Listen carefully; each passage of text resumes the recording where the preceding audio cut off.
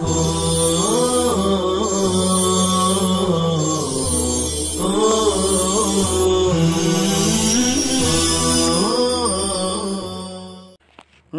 ونصلي على رسوله الكريم اما بعد۔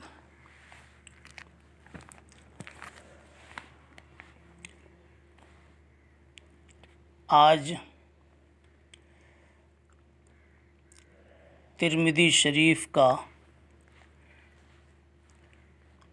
یعنی کتاب کا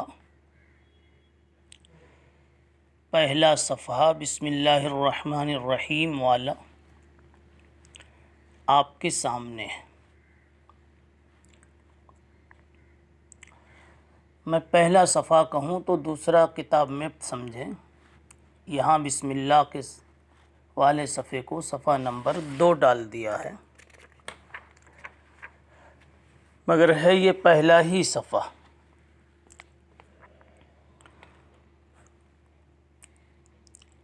ترمذی شریف کا آغاز اس طرح ہے، بسم اللہ الرحمن الرحیم، ابواب الطہارۃ عن رسول اللہ صلی اللہ علیہ وسلم۔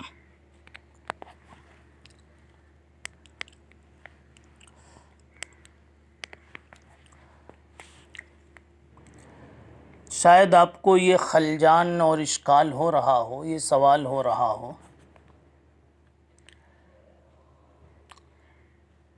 کہ ابھی جس طرح سے ترمذی کی عبارت بتلائی گئی اس میں تو بیچ میں 5-6 سطروں کا فصل ہے، یہ عبارت کیسی ہے اور کیوں ہے؟ اور دوسرا سوال آپ کو یہ ہو رہا ہو کہ جب سند کل پرسوں بیان کی جا رہی تھی تو سند کے کچھ حصے کے بعد بیچ میں بسم اللہ الرحمن الرحیم آ گئی، پھر اگلا حصہ سند کا آیا۔ یہ جو ایک نئی ترتیب ہے یا کہیے کہ بے ترتیبی سی نظر آ رہی ہے، اس کا کیا مطلب ہے؟ بات صرف اتنی ہے کہ کتاب تو امام ترمذی کی بسم اللہ سے شروع ہوئی اور بسم اللہ کے بعد فوراً ابواب الطہارہ کا عنوان حضرت نے تحریر فرمایا۔ اب بسم اللہ کے اوپر جو اسانید ہیں، سند کے جو نام ہیں، اور بسم اللہ کے بعد جو سند کے نام ہیں، یہ سب کتاب کے نسخے بنانے والوں نے لکھ لیے۔ سند جوڑنے کے لیے کاتبین اور ناسخین اور مرتبین نے یہ ایک سہل صورت پیدا کر دی ہے۔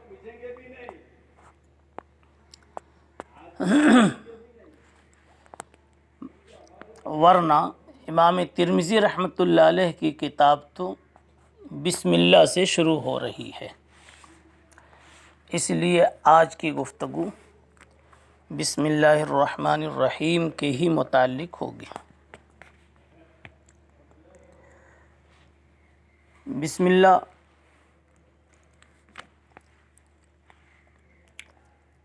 ایک ایسا ذکر ہے، ایک ایسا کلمہ ہے جس کو آپ پہلے ہی دن سے جانتے ہیں، جب سے آپ کے کچھ جاننے کی بسم اللہ ہوئی اسی وقت سے آپ بسم اللہ کو جانتے ہیں، اور اس کے ایک ایک جز کو، ایک ایک مفرد کو، اس کے ایک ایک اعراب کو، ایک ایک حرکت کو، ایک ایک ضبط کو آپ خوب جانتے ہیں۔ مجھے یہاں 2 باتوں پر گفتگو کرنی ہے، وہ چاہے ایک مجلس میں ہوں یا 2 مجلس میں ہوں۔ پہلی بات تو یہ ہے کہ بسم اللہ الرحمن الرحیم کیا اس امت کی خصوصیت ہے؟ اس سلسلے میں امام سیوطی رحمۃ اللہ علیہ نے اور اسی طریقے سے علامہ آلوسی نے تحریر فرمایا ہے کہ اس مسئلے میں امت کا اختلاف ہے۔ ایک طبقہ اس بات کا قائل ہے کہ بسم اللہ اس امت کی خصوصیت نہیں ہے، پچھلی امتوں میں، پچھلی شریعتوں میں بھی بسم اللہ پائی جاتی تھی۔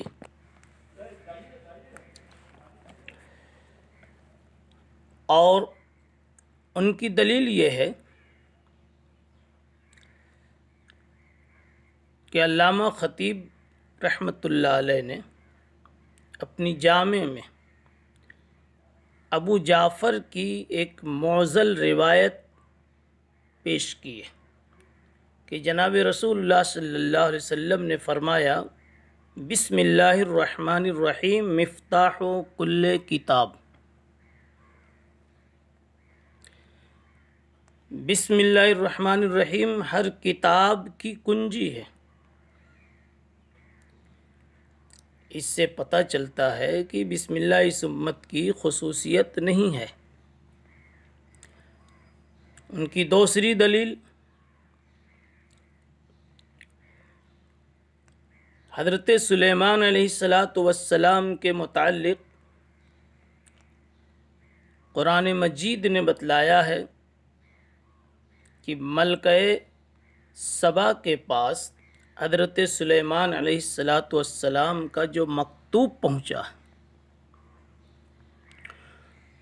اس میں لکھا ہوا تھا انہ من سلیمان و انہ بسم اللہ الرحمن الرحیم۔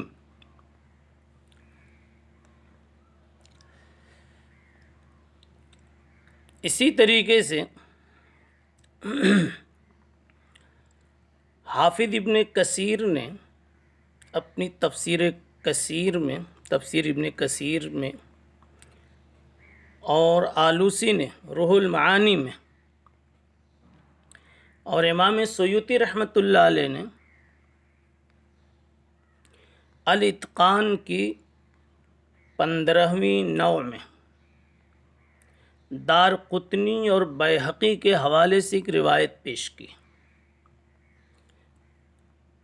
اور ان تینوں حضرات نے جو روایت پیش کی ہے تقریباً سب کا مضمون ایک ہے۔ وہ یہ ہے کہ ایک مرتبہ جناب رسول اللہ صلی اللہ علیہ وسلم نے ارشاد فرمایا انزلت علی آیۃ لم تنزل علی نبی غیر سلیمان ابن داؤد وغیرہ، یعنی ایک آیت ایسی ہے جو صرف مجھ پر اور سلیمان علیہ السلام پر آئی، کسی اور پر نہیں آئی۔ معلوم یہ ہوا کہ بسم اللہ الرحمن الرحیم نبی پاک صلی اللہ علیہ وسلم کی یا اس امت کی یا قرآن کی خصوصیت نہیں ہے۔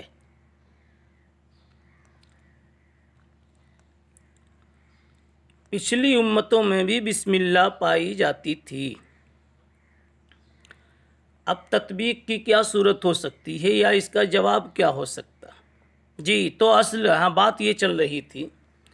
کہ اس مسئلے میں دو طبقہ، ایک طبقہ عدم اختصاص کا قائل ہے، یہ خصوصیت نہیں ہے، اور ان لوگوں نے یہ چند دلیلیں پیش کی۔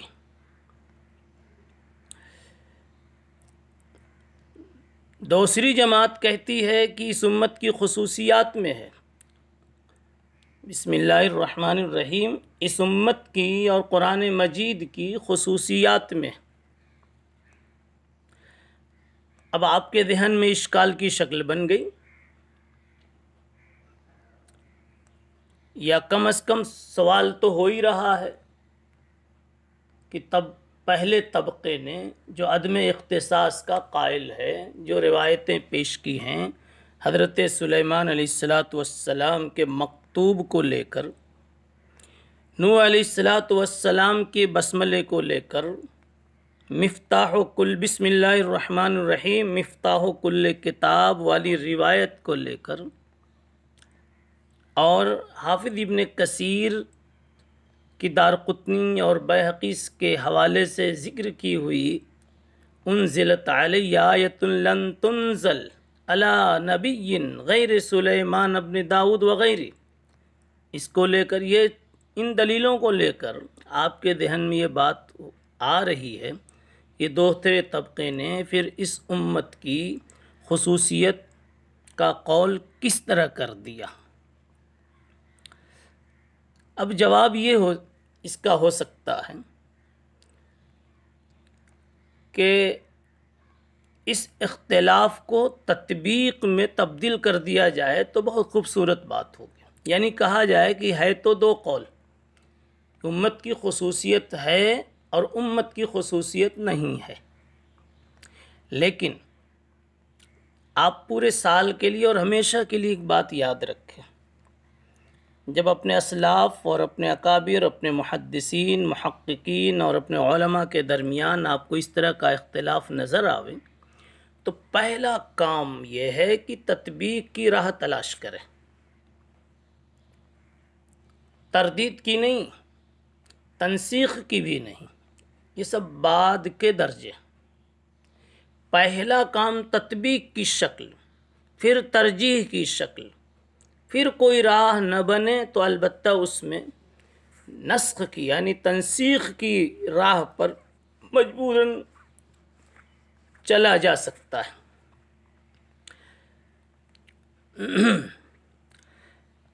یہاں تطبیق کی صورت یہ ہو سکتی ہے کہ انبیاء سابقین اپنے ہر کام کو اللہ کے نام سے شروع کرتے تھے، لیکن مکمل بسم اللہ یعنی بسم اللہ الرحمن الرحیم نہیں بولتے تھے، اور مکمل بسم اللہ الرحمن الرحیم نہیں لکھتے تھے۔ چنانچہ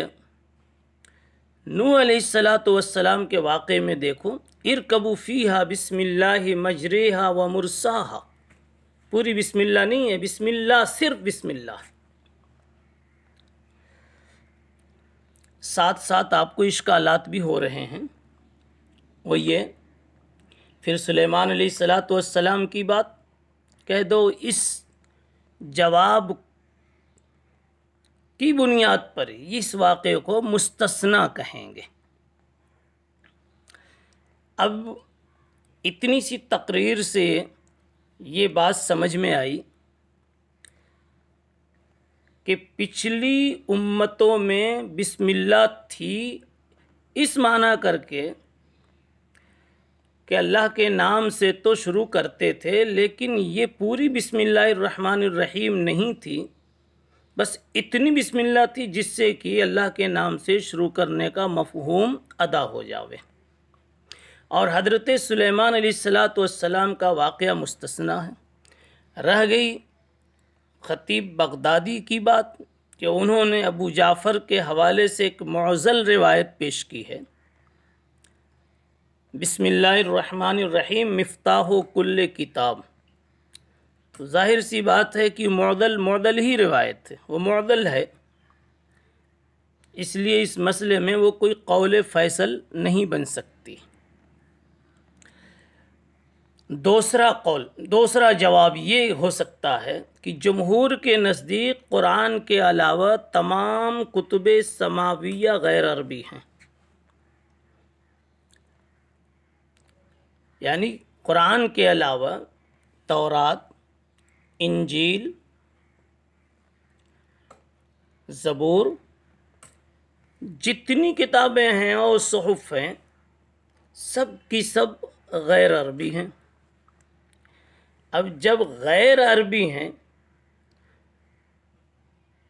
تو یوں کہا جائے گا کہ سلیمان علیہ السلام کی طرف جو بسم اللہ الرحمن الرحیم کی نسبت ہے کہ انہوں نے یہ اپنے خط میں لکھا، تو مطلب یہ ہے کہ انہوں نے اپنی زبان میں لکھا تھا اور قرآن نے اس کو عربی زبان میں بتایا۔ اور اختصاص کی جو بات ہے، خصوصیت کی جو بات ہے، وہ خاص بسم اللہ الرحمن الرحیم عربی زبان کے ساتھ ہے۔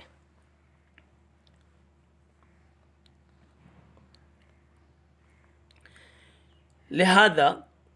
اب یہ صحیح ہو گیا کہ بسم اللہ الرحمن الرحیم پورا اس امت کی خصوصیت ہے، اس لیے کہ ایک مضبوط معارض یہی واقعہ مکتوب سلیمان علیہ السلام ہے،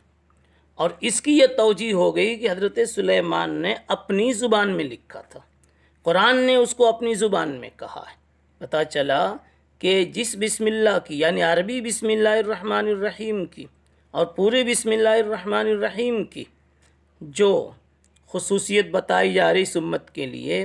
وہ خصوصیت ثابت ہے، وہ عربی زبان میں کسی کتاب میں نہیں۔ اور خطیب بغدادی کی روایت کا جواب یہ کہ وہ معضل ہے، اور دوسری بات یہ ہے کہ وہاں بسم اللہ کو جو کہا گیا کہ ہر کتاب کی وہ کنجی ہے، مفتاح کل کتاب، تو وہاں یہ تفہیم کے لیے ہے کہ جیسے آج بسم اللہ الرحمن الرحیم سے یعنی اللہ کے نام سے کسی بھی شکل میں، اللہ کے نام سے اس خاص شکل میں ہم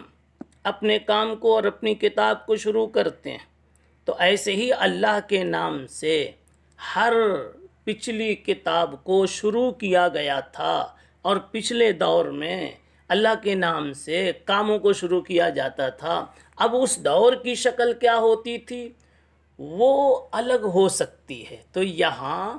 بسم اللہ الرحمن الرحیم مفتاح کل کتاب میں معینہ یہ بسم اللہ نہیں مراد ہے، بلکہ